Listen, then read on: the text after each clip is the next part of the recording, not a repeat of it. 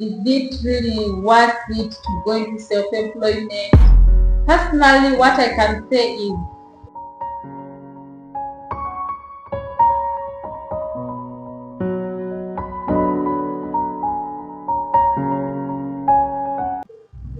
hello, welcome back to my channel.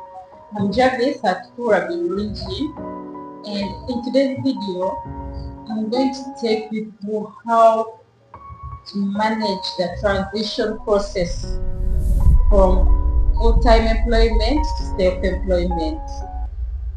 If you're new to my channel, subscribe, and for those that find it interesting at the end of the video, give it a thumb.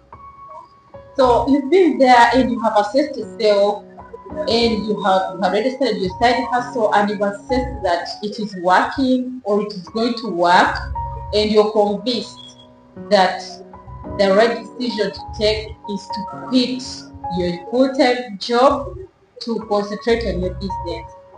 How are you going to manage that transition?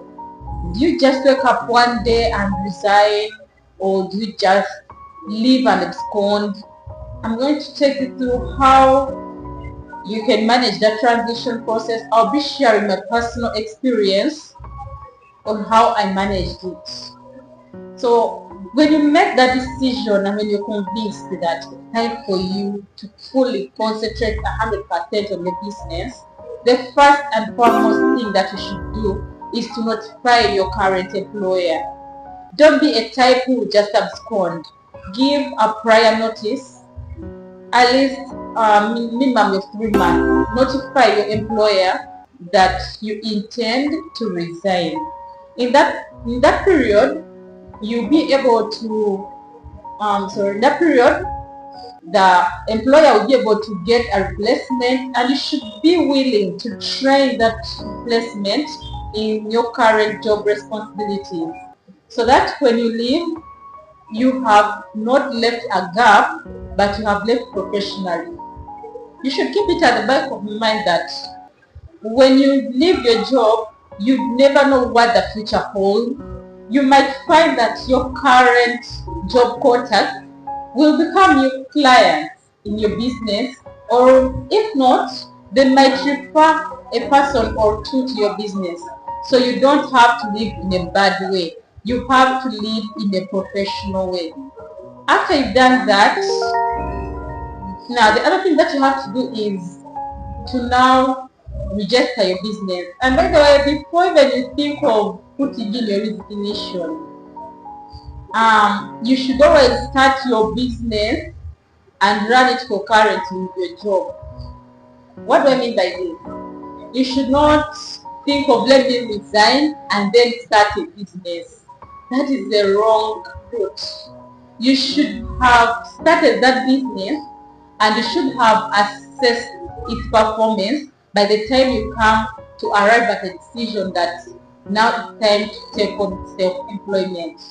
So during the period that you are now totally shifting into self-employment, you need to start arranging yourself, prepare yourself mentally and emotionally.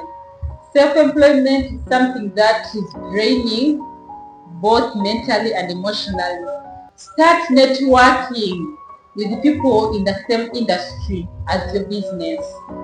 Start letting people know that you have started a business. Let people get to know you for that business, and start arranging a self-care routine. You will need to keep yourself sober as you come into self-employment. And once you're into self-employment, you need now to develop strategies for your business. What I mean by strategies, you need to now fully give in 100% to your business. Get to know which markets you are now going to work to target, which strategies are you going to use, the pricing, which systems do you need in your business.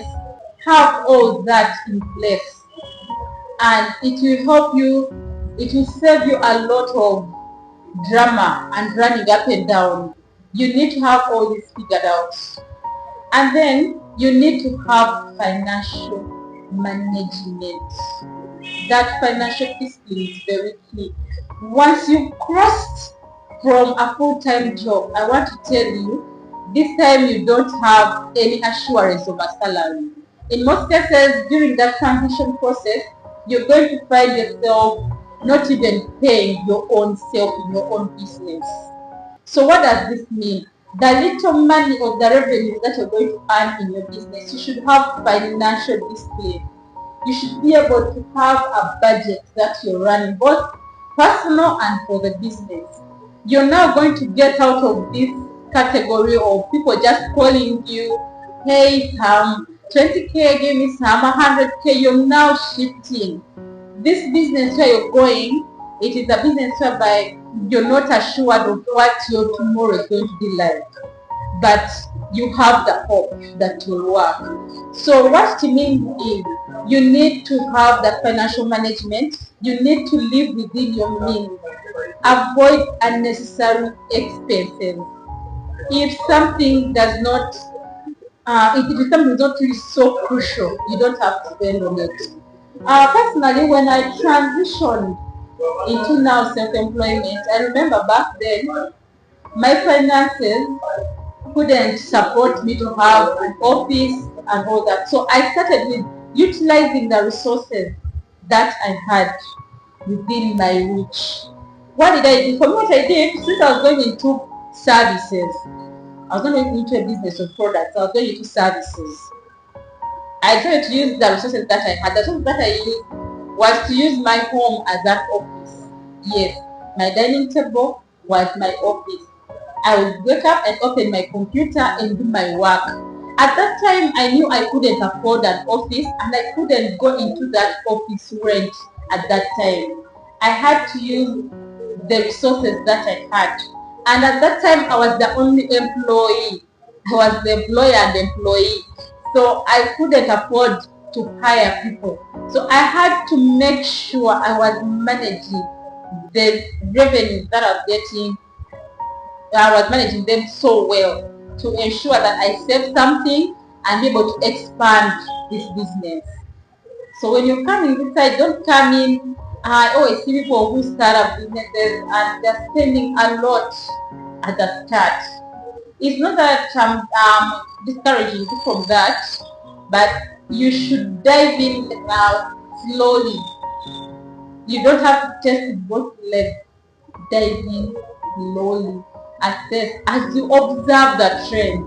Remember, this time now you don't have a backup.